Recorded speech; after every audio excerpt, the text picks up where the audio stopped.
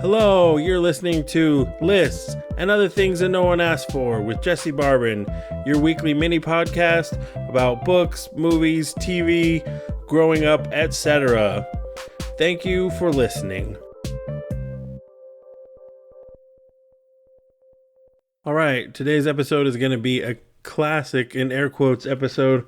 I originally wrote it in 2015 for the blog I had at the time. Some stuff has changed since then, but a lot is still the same. But I read it and it kind of made me laugh, so hopefully it makes you laugh too. So here we go. The other night I was paying the bills when I realized we are poor.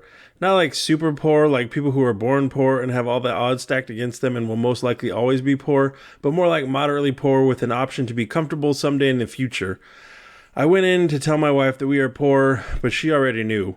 Social workers don't make a whole lot of money, and in college I majored in social work. It's only recently that I realized my major was a disadvantage to me in the college dating game, but a huge advantage in life, as it weeded out all the horrible people who cared primarily about how much money a person is going to make. It was devastating at the time, though.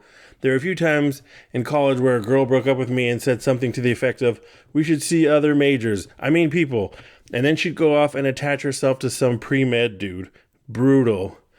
Then along came my wife, a beautiful, intelligent, kind, and funny person, a beacon of sparkly hope in the dark, superficial storm that is dating. She made her own money and didn't care that I was destined for a life of poverty. I didn't want her to get away, so I asked her to marry me, and against all reason, she said yes. It seems like I should turn into some sort of dentist prince at this point in the story, and a benevolent fairy godmother tells my wife, "You passed the test.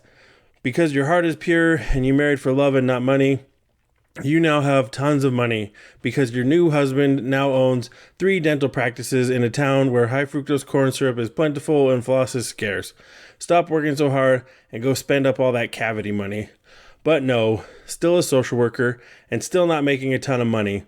Money isn't everything, but it sure would be nice to say, "Do you feel like getting a hamburger? Let's go get a hamburger," and then just go get a hamburger. No checking the account to see if we have enough money or scraping up change from couch cushions.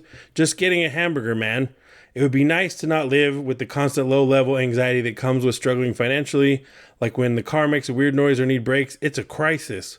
We're working really hard and eventually we'll be more comfortable. And we're happy, at least most of the time.